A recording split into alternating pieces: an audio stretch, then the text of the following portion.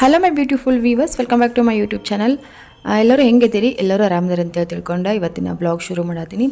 So ಇವತ್ತು ನನ್ನ weight loss journey 4ನೇ ದಿನ. ಇವತ್ತು ನಾನು ನಿಮ್ಮ ಜೊತೆಗೆ ಶೇರ್ ಮಾಡ್ಕೊಳತ್ತೀನಿ. ಅದ್ರ ಜೊತೆಗೆ ಇವತ್ತೊಂದು ಸ್ಪೆಷಲ್ ಮೊಮೆಂಟ್, ಸ್ಪೆಷಲ್ ವಿಚಾರನೂ ನಿಮ್ಮ ಜೊತೆಗೆ ನಾನು ಶೇರ್ ಮಾಡ್ಕೋಬೇಕು. ಅದೇನಂತ ಹೇಳ್ತೀನಿ.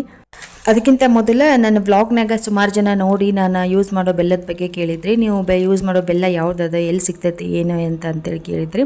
ಸೊ ಅದ್ರ ಬಗ್ಗೆ ಇವತ್ತು ನಿಮ್ಮ ಜೊತೆ ಶೇರ್ ಮಾಡ್ಕೊಳತ್ತೀನಿ. ನಾನು ರೆಗ್ಯುಲರಾಗಿ ಯೂಸ್ ಮಾಡೋ ಬೆಲ್ಲ ಅಲ್ಫಾನ್ಜೈಮ್ ಅಂತ ಹೇಳಿದೆ. ಎಲ್ಲ ಕಿರಾಣಿ ಸ್ಟೋರ್ ಒಳಗೆ ಸಿಗ್ತೈತಿ, ಸೂಪರ್ ಮಾರ್ಕೆಟ್ ಒಳಗೆ ಸಿಗ್ತೈತಿ, ಈಸಿ ಮಾರ್ಕೆಟ್ ಒಳಗೆ ಸಿಗ್ತೈತಿ, ನೀವು ಸ್ಮಾರ್ಟ್ ಬೈಟ್ ಒಳಗೆ ಸಿಗ್ತೈತಿ. ಎಲ್ಲಿ ಕೇಳಿದ್ರು ನೀವು ಕೇಳಿ ಇಸ್ಕೊಂಡ್ರೆ ಸಿಗ್ತೈತಿ. ಯಾಕೆ ನಾನು ಇದನ್ನೇ ಯೂಸ್ ಮಾಡ್ತೀನಿ ಅಂದರೆ ಇದು ಸಖತ್ ಸಾಫ್ಟ್ ಇರ್ತೈತಿ. ಕೈಯಿಂದನೇ ಆರಾಮಾಗಿ ನಾವು ಅದನ್ನು ತೆಗಿಬೋದಾ, ಅಷ್ಟು ಸಾಫ್ಟ್ ಇರ್ತೈತಿ. ಇದ್ರಾಗ ಸಕ್ಕರೆ ಮಿಕ್ಸ್ ಇರೋಂಗಿಲ್ಲ. ಇದು ಆರ್ಗ್ಯಾನಿಕ್, ಪ್ಯೂರ್ ಆರ್ಗ್ಯಾನಿಕ್ ಬೆಲ್ಲ ಐತಿ. ಸೊ ಹಂಗಾಗಿ ಇದನ್ನು ಯೂಸ್ ಮಾಡ್ತೇನೆ. ಇನ್ನೊಂದು ಏನಪ್ಪ ಅಂತಂದ್ರೆ ನಾನು ಪೌಡರ್ ಬೆಲ್ಲನೂ ಯೂಸ್ ಮಾಡ್ತೇನೆ, ಗಟ್ಟಿ ಬೆಲ್ಲನೂ ಯೂಸ್ ಮಾಡ್ತೇನೆ. ನಾನು ಯೂಸ್ ಮಾಡೋ ಗಟ್ಟಿ ಬೆಲ್ಲ ನಿಮ್ಗೆ ಇವತ್ತು ತೋರ್ಸಾತೀನಿಲ್ಲ ಸೊ ನೋಡ್ಬೋದು ನೀವು. ನಾನು ನಿಮ್ಗೆ ಓಪನ್ ಮಾಡಿ ತೋರ್ಸಾತೀನಿ. ಇನ್ನೊಂದು ಏನಪ್ಪ ಅಂತಂದ್ರೆ ನಮ್ಮನ್ಯಾಗ ಸಕ್ಕರೆಗಿನ್ನ ಬೆಲ್ಲನ ನಾವು ಜಾಸ್ತಿ ಯೂಸ್ ಮಾಡ್ತೀವಿ. ಯಾಕಂತಂದ್ರೆ ಸಕ್ಕರೆ ಯೂಸ್ ಮಾಡೋದು, ಸಕ್ಕರೆ ತಿನ್ನೋದು ಅಷ್ಟು ಒಳ್ಳೆಯದಲ್ಲ. ನನ್ನ ಮಕ್ಕಳ ದಿನ ಸಜ್ಜಕ ಕೇಳ್ತಾರೆ. ಪ್ರತಿದಿನ ಒಂದು ಟೈಮ್ ಆದರೂ ನಾನು ಸಜ್ಜಕ ಕೊಡ್ತೀನಿ. ಸ್ಕೂಲ್ಗೆ ಶುರು ಆದಾಗಿಂದನೂ ಗುಂಡ ಮತ್ತು ಆರಾಧ್ಯ ಇಬ್ಬರು ಸ್ಕೂಲ್ಗೆ ಹೋಗೋಕೆ ಶುರು ಮಾಡಿದಾಗಿಂದನೂ ಬೆಳಗ್ಗೆ ನಾನು ಸಜ್ಜಕ ಮಾಡಿರ್ತೀನಿ. ಇವಾಗೂ ಅಷ್ಟೇ ನಾನು ಸಜ್ಜಕಕ್ಕೆ ಇಟ್ಟೇನಿ. ಸಜ್ಜಕಕ್ಕೆ ಇಟ್ಟೇನೆ ನಾನು ಬೆಲ್ಲ ತಗೊಳಕತ್ತೀನಿ. ನಿನ್ನೆ ಖಾಲಿಯಾಗಿತ್ತು ಬೆಲ್ಲ, ಹಾಗಾಗಿ ನಿನ್ನೆ ರಾತ್ರಿ ನಾನು ತರಿಸಿ ಇಟ್ಕೊಂಡಿದ್ದೆ.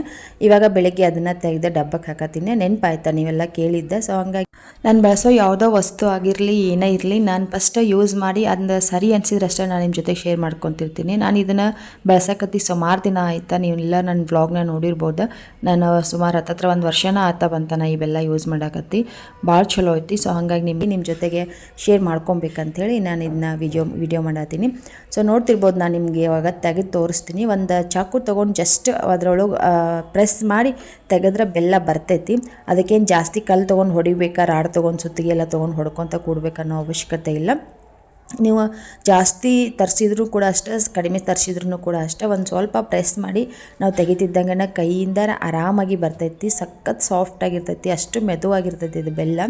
ಈ ಬೆಲ್ಲ ಕೆಮಿಕಲ್ ಫ್ರೀ ಐತಿ. ಪ್ಯಾಕೆಟ್ ಮೇಲೆ ಮೆನ್ಷನ್ ಮಾಡ್ಯಾರ ಕೆಮಿಕಲ್ ಫ್ರೀ ಅಂತೇಳಿ. ಸೊ ಹಾಗಾಗಿ ನಾವು ಮಕ್ಕಳಿಗೆಲ್ಲ ಯಾವುದೇ ರೀತಿ ಯೋಚನೆ ಇರಲಾರ್ದ ಮಕ್ಕಳಿಗೆ ಬೆಲ್ಲನ ಆರಾಮಾಗಿ ಕೊಡ್ಬೋದು. ಈ ಟೀ ಮಾಡೋಕ್ಕೆ, ಆಮೇಲೆ ಈ ಲಾಡು ಎಲ್ಲ ಮಾಡೋಕ್ಕೆ ಬೆಲ್ಲನ ಯೂಸ್ ಮಾಡಿದ್ರೆ ಆದಷ್ಟು ಒಳ್ಳೇದು.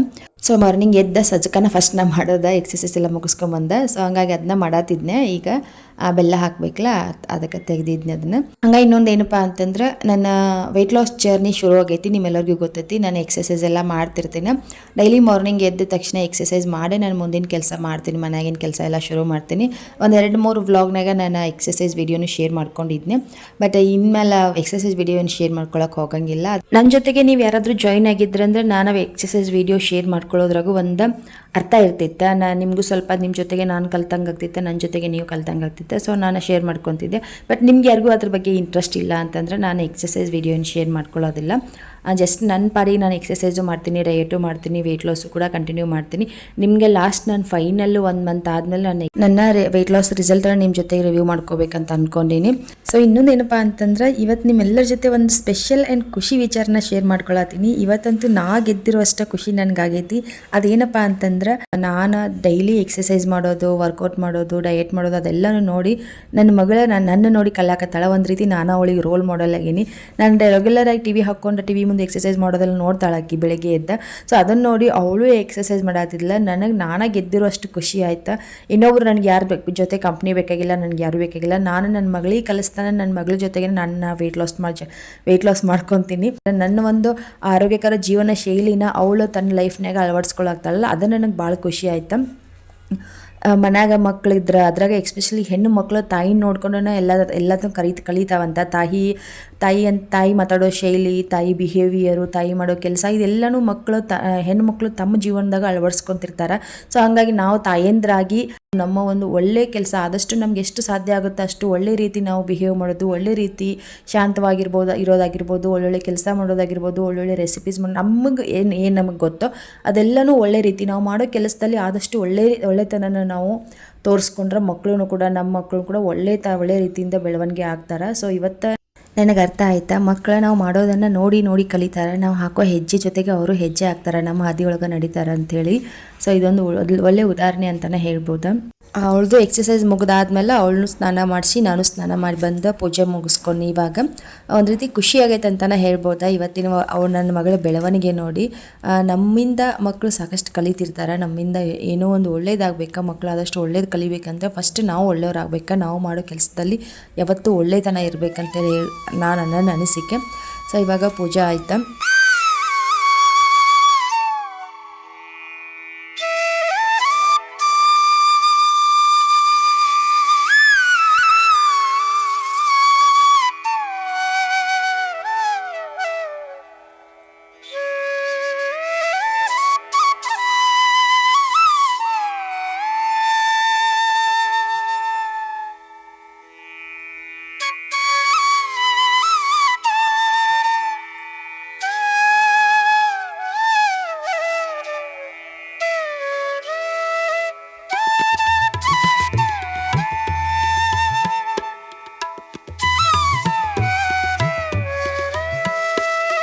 ಇನ್ನು ಇವಾಗ ಪೂಜೆ ಮುಗಿಸ್ಕೊಂಡು ಅಡುಗೆ ಮಾಡತ್ತೀನಿ. ಲಂಚ್ ಬಾಕ್ಸ್ ಆಮೇಲೆ ಟಿಫನ್ ಎಲ್ಲನೂ ಮಾಡ್ಕೊಬೇಕಾ. ಇಲ್ಲಿ ಪಾತ್ರೆ ಕಾಯಕ್ಕಿಟ್ಟು ಅದಕ್ಕೆ ಎಣ್ಣೆ ಹಾಕಿ, ಸಾಸಿವೆ ಹಾಕಿ, ಜೀರಿಗೆ ಹಾಕಿ, ಈರುಳ್ಳಿ ಹಾಕಿ ಫ್ರೈ ಮಾಡತ್ತೀನಿ. ಆಮೇಲೆ ಕರ್ಬೇವು ಸೊಪ್ಪು ಹಾಕಿ ಫ್ರೈ ಮಾಡತ್ತೀನಿ. ಏನು ಮಾಡತ್ತೀನಪ್ಪ ಅಂತಂದ್ರೆ ಬದನೆಕಾಯಿ ಪಲ್ಯ ಸ್ವಲ್ಪ ಡಿಫ್ರೆಂಟಾಗಿ ಮಾಡತ್ತೀನಿ. ಒಂದು ಹಸಿರು ಮೆಣಸಿನ್ಕಾಯಿ ಆಮೇಲೆ ಟೊಮೆಟೊ ಹಾಕಿ ಚೆನ್ನಾಗಿ ಫ್ರೈ ಮಾಡ್ಕೊತಾನೆ. ಹಸಿ ವಾಸನೆ ಎಲ್ಲ ಹೋಗೋವರೆಗೂ ಒಂದು ಸ್ವಲ್ಪ ಹೊತ್ತು ಬಾಡಿಸ್ಕೊಂಡ್ರೆ ಈರುಳ್ಳಿ ಮತ್ತು ಟೊಮೆಟೊ ಎಲ್ಲ ಸಾಫ್ಟ್ ಆಗ್ತವೆ. ಅದಾದಮೇಲೆ ಅದಕ್ಕೆ ಒಂದು ಸ್ವಲ್ಪ ಉಪ್ಪು ಹಾಕಿದ್ರೆ ಜಲ್ದಿ ಸಾಫ್ಟ್ ಆಗ್ತವೆ. ಇನ್ನು ಅರಿಶಿನ ಪೌಡರ್ ಹಾಕಿನಿ. ಅರಿಶಿನ ಪೌಡರ್ ಹಾಕಿ ಅಚ್ಚ ಖಾರದ ಪೌಡ್ರು, ಧನಿಯಾ ಪೌಡ್ರು, ಗರಂ ಮಸಾಲ ಹಾಕಿ ಚೆನ್ನಾಗಿ ಫ್ರೈ ಮಾಡ್ಕೊತೀನಿ. ಒಂದು ರೀತಿ ಡಿಫ್ರೆಂಟಾಗೆ ಮಾಡತ್ತೀನಿ, ರೆಗ್ಯುಲರಾಗಿ ಮಾಡೋ ಥರ ಮಾಡೋದಿಲ್ಲ. ಸೊ ಹಂಗಾಗಿ ಬದನೆಕಾಯಿ ಪಲ್ಯದ್ದು ರೆಸಿಪಿ ಶೇರ್ ಮಾಡ್ಕೊಳತ್ತೀನಿ. ಇವಾಗ ಮಸಾಲೆ ಸ್ಪೈಸಸ್ ಎಲ್ಲ ಹಾಕಿ ಆದಮೇಲೆ ಸ್ಪೈಸಸ್ಸು ಹಸಿ ವಾಸನೆ ಹೋಗೋವರೆಗೂ ಚೆನ್ನಾಗಿ ಫ್ರೈ ಮಾಡ್ಕೊಬೇಕಾ ಈರುಳ್ಳಿ ಜೊತೆಗೆ.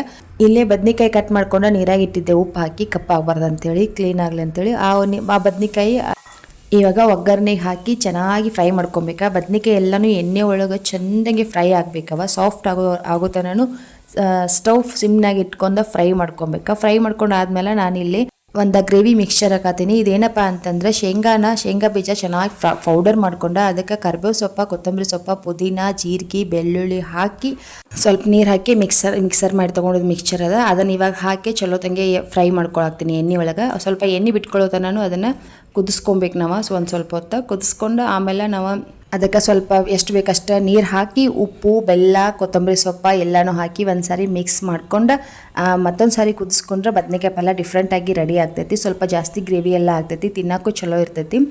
ಇನ್ನೊಂದು ಏನಪ್ಪ ಅಂತಂದ್ರೆ ಸಿಹಿ ಹಾಕ್ಲಾರ್ದ ಅಡುಗೆ ಮಾಡಬಾರ್ದಂತ ಯಾವತ್ತು.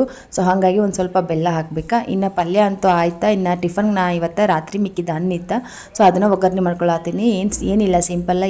ಎಣ್ಣೆ ಬಿಸಿ ಮಾಡೋಕ್ಕಿಂತ ಎಣ್ಣೆ ಬಿಸಿ ಆದಮೇಲೆ ಉದ್ದಿನಬೇಳೆ, ಕಡಲೆಬೇಳೆ, ಜೀರಿಗೆ, ಸಾಸಿವೆ ಎಲ್ಲನೂ ಹಾಕಿ ಒಂದು ಸ್ವಲ್ಪ ಹೊತ್ತು ಫ್ರೈ ಮಾಡ್ಕೊಂಡು ಅದಾದಮೇಲೆ ನೆಕ್ಸ್ಟ್ ಈರುಳ್ಳಿ, ಕರ್ಬೇವು ಸೊಪ್ಪು, ಆಮೇಲೆ ಖಾರ ನೋಡ್ಕೊಂಡು ಸ್ವಲ್ಪ ಹಸಿರು ಮೆಣಸಿನ್ಕಾಯಿ ಹಾಕಿ ಚಲೋ ತಂಗೆ ಫ್ರೈ ಮಾಡ್ಕೊಂಡು ಬಿಡ್ಬೇಕು.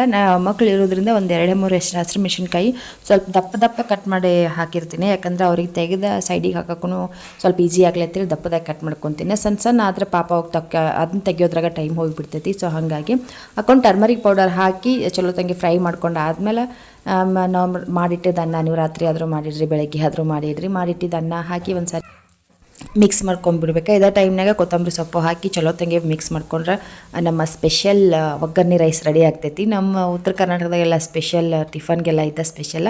ಸೊ ಅದನ್ನ ಸ್ವಲ್ಪ ಅನ್ನ ನನ್ನ ಮಗಳಿಗೆ ಹಾಕಿ ಕೊಡಾತೀನಿ ಇವಾಗ ಟಿಫನ್ ಮಾಡೋಕೆ. ಡಬ್ಬಿಗೆ ಹಾಕಬೇಕಾ. ಅಲ್ಲಿ ಹೋದ ತಕ್ಷಣ ಟಿಫನ್ ಮುಗಿಸ್ಕೊತಾಳ ಅಂದ್ಕೊಂಡಿದ್ದೆ. ಬಟ್ ಅವ್ರು ಬೇಡಮ್ಮ ಇಲ್ಲೇ ಮಾಡ್ಕೊಂಡು ಹೋಗ್ತೀನಿ, ಟೈಮ್ ಇಲ್ಲ ಅಂತಂದ್ಲ. ಸೊ ಹಂಗಾಗಿ ಅವಳಿಗೆ ಇಲ್ಲೇ ಹಾಕಿ ಕೊಡಾತೀನಿ. ಅದ್ರಾಗ ಬಿಸಿ ಇವಾಗ ತಿಂದ್ರೂ ಚಲೋ ಆಗ್ತೈತೆ ಅಂತ ಹೇಳ್ಕೊಟ್ಟಿನಿ. ಇನ್ನು ಹಾಕಿ ಟಿಫನ್ ಮಾಡ್ಕೊಳ್ಳಿ. ಅಷ್ಟ್ರಾಗ ನಾನು ಅವಳಿಗೆ ಡಬ್ಬಿಗೆ ರೆಡಿ ಮಾಡ್ತೀನಿ ಮಧ್ಯಾಹ್ನ ಲಂಚ್ ಬಾಕ್ಸಿಗೆ.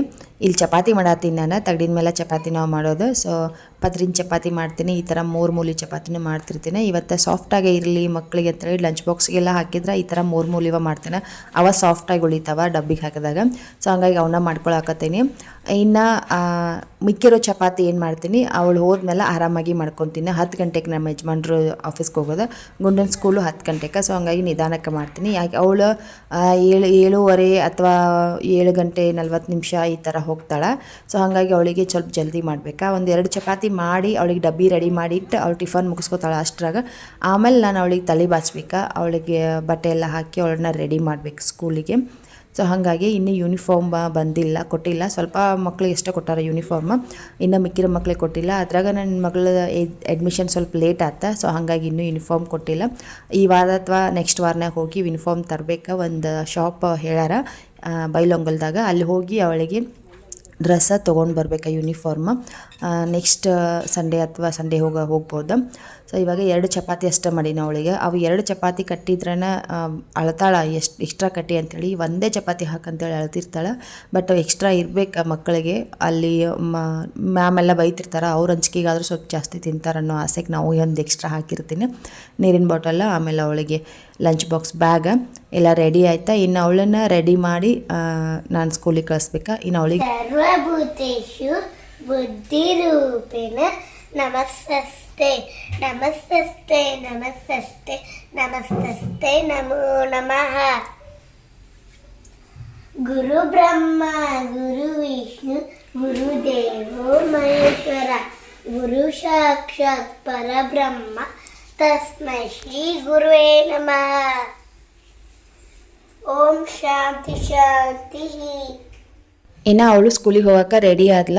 ಮಳೆ ಒಂದು ಹತ್ಕೊಂಡು ಬಿಟ್ಟೈತಿ. 2-3 ದಿನದಿಂದ ಸ್ವಲ್ಪ ಬಿಸಿಲು ಬಿದ್ದಿತ್ತ, ಬಟ್ ಮತ್ತೆ ಇವತ್ತು ಬೆಳಗ್ಗೆನ ಹತ್ಕೊಂಡು ಬಿಟ್ಟೈತಿ. ತುಂತುರು ಮಳೆ ಇದೆ, ಸಿಕ್ಕಾಪಟ್ಟೆ ಇಡೀ ದಿನ ಇರ್ತೈತೆ. ನಮ್ಮ ಯಜಮಾನ್ರ ನನ್ನ ಮಗಳನ್ನ ವ್ಯಾನ್ ಹತ್ತಿಸಿ ಬರಬೇಕಾದ್ರೆ ಹಾಲು ಮತ್ತು ಫಿಲ್ಟರ್ ನೀರು ತೊಗೊಂಡು ಬರ್ತಾರೆ. ಹೊಂಟಾಳಲ್ಲಿ ಛತ್ರಿ ಹಿಡ್ಕೊಂಡು. ಈ ಮಳೆ ಆದ್ರೆ ಪಾಪ ಮಕ್ಕಳಿಗೆ ಹೊರಗಡೆ ಓಡಾಡೋಕ್ಕೆ ಸ್ಕೂಲಿಗೆ ಹೋಗೋಕೆ ಬರೋಕೆ ಸ್ವಲ್ಪ ತೊಂದರೆ ಆಗ್ತೈತಿ. ಇನ್ನು ಅಲ್ಲಿ ಬಂತ ನೋಡ್ರಿ ನಾಯಿ, ಅದು ಎಷ್ಟು ಹಚ್ಕೊಂಡೈತಂದ್ರೆ ಆಕಿನ ನನ್ನ ಮಗನ. ಆಕೆ ಒಂದೇ ದಿನ ರೊಟ್ಟಿ ಹಾಕ್ಯಾರ, ಪಾಪ ಅಷ್ಟು ಹಚ್ಕೊಂಡೈತಿ. ಅವಳು ಸ್ಕೂಲ್ಗೆ ಹೋಗ್ಬೇಕಾದ್ರೆ ನನ್ನ ಮಗ ಸ್ಕೂಲ್ಗೆ ಹೋಗ್ಬೇಕಾದ್ರೆ ಎದುರಿಗೆ ಬಂದು ಚೆಲ್ಲಾಟ ತೀರೋ ಥರ ಮಾಡಿ ಮೈ ಸೌರಿ ಹೋಗ್ತೈತಿ. ಅವ್ರು ಹೋಗೋತನ ನಿಂತ್ಕೊಂಡು ನೋಡ್ತೈತಿ ಪಾಪ. ಮತ್ತು ಬಂದು ಈ ಕಡೆ ಮನೆ ಏನು ಕಟ್ಟತ್ತಾರಲ್ಲ, ಈ ಮನೆ ಮೆಳಗೆ ಮೇಲೆ ನಿಂತು ಬೊಗಳ್ತಿರ್ತೈತಿ. ಇವ್ರು ಹೊರಗಡೆ ಬರಲಿ ಅಂತೇಳಿ ಬೊಗಳ್ತಿರ್ತೈತಿ. ಇನ್ನು ಆರು ಸ್ಕೂಲಿಗೆ ಹೋದ್ಲ. ಗುಂಡನೂ ಸ್ಕೂಲಿಗೆ ಕಳಿಸಿದ್ನೆ. ಅದ ಸೇಮ್ ಡಬ್ಬಿನ ಅವನಿಗೂ ಕಟ್ಟಿ ಗುಂಡನೂ ಸ್ಕೂಲಿಗೆ ಕಳಿಸಿದ್ನ. ಅವ್ರ ಅಪ್ಪಾಜಿ ಸ್ಕೂಲಿಗೆ ಬಿಟ್ಟು ಆಫೀಸ್ಗೆ ಹೋಗ್ತಾರೆ. ಇನ್ನು ಇಲ್ಲಿ ನೀವು ನೋಡಕತ್ತಿದ್ದ ಬ್ರಷ್, ನನ್ನ ಮಕ್ಕಳು ಬ್ರಷ್ ಇದೆ. ಇಬ್ರಿಗೂ ಒಂದೊಂದು ಅಂತೇಳಿ ತೊಗೊಂಬಂದಾರ, ಆರೋಗ್ಯ ಗುಂಡಾಗ ಅಂತೇಳಿ. ಅದೇನೋ ಒಂದು ರೀತಿ ಚೆನ್ನಾಗಿ ಅನಿಸಿದೆ, ಕ್ಯೂಟ್ ಅದಾವ. ಏನಪ್ಪ ಅಂತಂದ್ರೆ ಮಕ್ಕಳ ಬ್ರಷ್ ಮಾಡ್ತಾರೆ, ಬ್ರಷ್ ಮಾಡಿ ಎಲ್ಲಂದ್ರಲ್ಲೇ ಇಟ್ಬಿಡ್ತಾರೆ. ಅದಕ್ಕೆಲ್ಲ ಕ್ರಿಮಿ ಕೀಟ ಕುಂತ್ಕೊಂಡಿರ್ತಾವೆ, ಹುಳ ಎಲ್ಲ ಇರ್ತಾವೆ ಟಾಯ್ಲೆಟ್ನಾಗ. ಸೊ ಅವು ಹಂಗೆ ಕುಂತಿರ್ತಾವೆ, ಮಕ್ಳಿಗೆ ಗೊತ್ತಾಗಂಗಿಲ್ಲ. ಹೋಗಿ ಬ್ರಷ್ ಮಾಡೋಂದ ತಕ್ಷಣ ಸುಮ್ಮನೆ ತೊಗೊಂಡು ಬ್ರಷ್ ಮಾಡ್ತಿರ್ತಾರೆ. ಸೊ ಹಾಗಾಗಿ ಜಮ್ಸ್ ಹೋಗ್ತಿರ್ತಾವೆ, ಬಾಡಿ ಒಳಗೆ ರೋಗಾಣುಗಳು ಹೋಗ್ತಿರ್ತಾವೆ. ಬಟ್ ಅದು ನಮ್ಗೆ ಅದು ಗೊತ್ತಾಗಂಗಿಲ್ಲ. ಕೆಲವೊಂದು ಸಾರಿ ನಾವು ಕೆಲಸದ ಗಡಿಬಿಡಿ ಒಳಗೆ ಅವ್ರಿಗೆ ಬ್ರಷ್ ತೊಳೆದು ಕೊಡೋಂಗಿಲ್ಲ, ನೀವು ಬ್ರಷ್ ಮಾಡೋರಂತೆ ಕಳಿಸ್ಬಿಡ್ತೀವಿ. ಸೊ ಅಂಥ ಟೈಮ್ನಾಗ ಯೂಸ್ ಆಗಲಿ ಅಂತೇಳಿ ಈ ಥರ ಬ್ರಷ್ ತೊಗೊಂಡು ಬಂದಾರ. ನೀವು ನೋಡಾಕ್ತಿರ್ಬೋದು ಇಲ್ಲೇ ಎಷ್ಟು ಚೆನ್ನಾಗಿ ಮಾಡ್ಯಾರ ಅಂತೇಳಿ. ಬಾಕ್ಸ್ ಅದಾವ ಬ್ರಷ್ಷಿಗೆ, ಕ್ಯೂಟ್ ಅದಾವ. ನಾವು ಆರಾಮಾಗಿ ಬ್ರಷ್ ಮಾಡಿ ಮಕ್ಕಳ ಆ ಬಾಕ್ಸ್ನಾಗ ಹಾಕಿಟ್ರೆ ಬ್ರಷ್ಷು ಆರ್ತಾವ. ಹೋಲ್ ಅದಾವ, ಬ್ರಷ್ ಬಾಕ್ಸಿಗೆ ಹೋಲ್ ಅದಾವ, ಬ್ರಷ್ಷು ಆರ್ತಾವ. ಅದು ಯಾವತ್ತು ಹಸಿಯಾಗಿರ್ತೈತೆ, ಅಲ್ಲಿ ಜಮ್ಸ್ ಅಟ್ಯಾಕ್ ಆಗ್ತಾವ ಅಂತೇಳಿ ಯೋಚನೆ ಮಾಡೋ ಅವಶ್ಯಕತೆ ಇಲ್ಲ. ಅದನ್ನು ನೀಟಾಗಿ ನಾವು ಆರಾಮಾಗಿ ಮಕ್ಕಳು ಬ್ರಷ್ ಮಾಡಿ ನೀಟಾಗಿ ತೊಳೆದು ಕ್ಲೀನಾಗಿ ಬಿಸಿನೀರಾಗಿ ವಾಶ್ ಮಾಡಿ ಮತ್ತು ಆ ಬಾಕ್ಸ್ನಾಗ ಹಾಕಿ, ಆ ಬಾಕ್ಸ್ ಒಂದು ಮೊಳೆಗೆ ಎಲ್ಲಾದರೂ ನೇತು ಹಾಕಿದ್ರೆ ಆರಾಮಾಗಿ ನೀರು ಸೋರ್ಕೊಂಡು ಹೋಗ್ತಾವೆ ಕೆಳಗೆ. ಹೋಲ್ ಅದಾವ, ಹೋಲ್ ಮುಖಾಂತರ ಸೋರ್ಕೊಂಡು ಹೋಗ್ತಾವೆ. ಒಂದು ರೀತಿ ಸೇಫ್ ಅಂತಲೇ ಹೇಳ್ಬೋದು. ಇಷ್ಟೆಲ್ಲ ಸೇಫ್ ಅದಾವ, ಇಷ್ಟೆಲ್ಲ ಐತೆ, ಹಂಗಿದ್ರೆ ಇದಕ್ಕೆ ಬೆಲೆ ಜಾಸ್ತಿ ಇರ್ಬೋದಾ ಅಂತ ಅಂದ್ಕೊಂಡಿರ್ಬೋದು ನೀವು. ಏನಿಲ್ಲ, ಜಸ್ಟ್ 50 ರೂಪೀಸ್ ಒಂದು ಬ್ರಷ್ಷಿಗೆ 50 ರೂಪಾಯಿ. ನಮ್ಮ ಮಕ್ಕಳಿಗೋಸ್ಕರ ನಾವು ಏನೆಲ್ಲ ಖರ್ಚು ಮಾಡ್ತಿರ್ತೀವಂತ, ಎಲ್ಲೋ ಏನೋ ಖರ್ಚು ಮಾಡಿ ಹಾಳು ಮಾಡ್ತಿರ್ತೀವಂತ. ಆದರೆ ಈ ಥರ ಬ್ರಷ್ ನಾವು ಯೂಸ್ ಮಕ್ಕಳಿಗೆ ತರಿಸಿ ಕೊಡೋದ್ರಿಂದ ಅವ್ರ ಆರೋಗ್ಯಕ್ಕೂ ಒಂದು ರೀತಿ ಹೆಲ್ಪ್ ಆಗ್ತೈತೆ ಅನ್ನೋದಾದರೆ ತರಿಸೋದ್ರಾಗ ಏನು ನಷ್ಟಿಲ್ಲ ಅಂತ ನಾನು ಅನ್ಕೊತೀನಿ. ಬೇಕಿದ್ರೆ ನೀವು ಬೇಕಾದ್ರೆ ತರಿಸ್ಕೊಬೋದು. ಇದೇನು ನಾನು ಆನ್ಲೈನ ಏನು ತರಿಸಿಲ್ಲ, ಇದೇನು ಯಾವುದೇ ರೀತಿ ಪೇಯ್ಡ್ ಪ್ರಮೋಷನ್ ವೀಡಿಯೋ ಅಲ್ಲ. ನನ್ನ ಮಕ್ಳಿಗೆ ನಾನು ತರಿಸ್ಕೊಂಡಿದ್ದೆ, ಏನೋ ಹೆಲ್ಪ್ ಆಗ್ತೈತಿ ಅಂತ ಅನ್ನಿಸ್ತೆ. ಸೊ ಹಾಗಾಗಿ ನಿಮ್ಮ ಜೊತೆಗೆ ನಾನು ಇದನ್ನ ಶೇರ್ ಮಾಡ್ಕೊಳತ್ತೀನಿ. ಸೊ ಎಲ್ಲ ಮೆಡಿಕಲ್ ಸ್ಟೋರ್ ಒಳಗೂ ಸಿಗ್ತಾವೆ. ಬೇಕಾದ್ರೆ ನೀವು ಸೂಪರ್ ಮಾರ್ಕೆಟ, ಆಮೇಲೆ ಕಿರಾಣಿ ಸ್ಟೋರ್ ಒಳಗೆ ಹೋಗಿ ನೀವು ಕೇಳಿ ತೊಗೊಂಡ್ರೆ ಸಿಗ್ತಾವ ಇವೆಲ್ಲ. ಸೊ ನೀವು ಕೇಳಿ ತೊಗೋಬೋದು. ಅಂದರೆ ಬ್ರಷ್ ಮಕ್ಕಳಿಗೆ ಆಯ್ಕೆ ಮಾಡ್ಬೇಕಾದ್ರೆ ಈ ಥರದ್ದು ಒಂದು ಏನೋ ನೋಡಿಕೊಂಡು ನಾವು ಹೆಲ್ದಿಯಾಗಿರೋ ರೀತಿ ಆಯ್ಕೆ ಮಾಡ್ಬೇಕು ಅನ್ನೋದಷ್ಟೇ ಈ ವಿಡಿಯೋ ಉದ್ದೇಶ. ಸೊ ಇನ್ನು ಮಧ್ಯಾಹ್ನಕ್ಕೆ ಹೋಗಿ ಗುಂಡನ ಕರ್ಕೊಂಡು ಬಂದೆ. ಅವು ಬರ್ತಿದ್ದಂಗೆ ಅಲ್ಲೇ ಮಲ್ಕೊಂಡಿದ್ದೆ ಸ್ಕೂಲ್ನಾಗ. ಸುಮ್ಮನೆ ಎತ್ಕೊಂಡು ಬಂದ, ಹಾಗೆ ಮಲಗಿಸೀನಿ. ಹಾಗಾಗಿ ನಾವು ವಿಡಿಯೋ ಮಾಡೋಕ್ಕಾಗಲಿಲ್ಲ ಅಲ್ಲಿ ಹೋಗೋದ.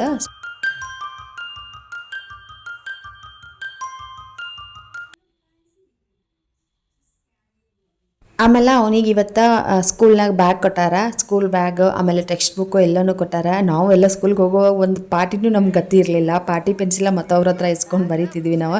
ಬಟ್ ಇವಾಗಿನ ಮಕ್ಳಿಗೆ ಹಾಗಲ್ಲ, ಎಲ್ಲನೂ ಕೈಗೆ ಸಿಗೋ ಥರನೇ ಐತಿ.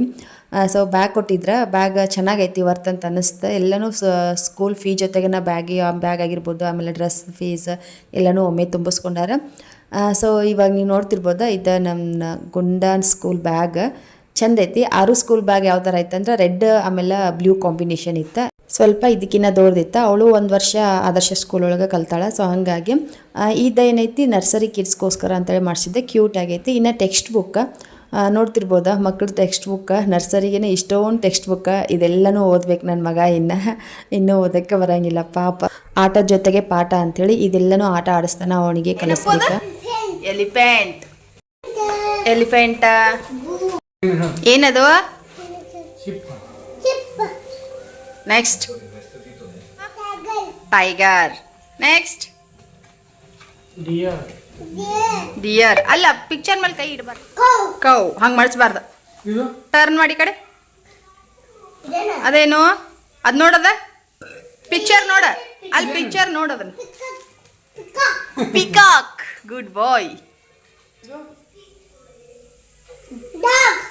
Next crocodile. ಜಂಪ್ ಮಾಡಬೇಡ. ಬಟರ್ಫ್ಲೈ. ಹ್ಯಾಂಡ್. ಈ ಥರ ಬುಕ್ಸ್ ಅದಾವ.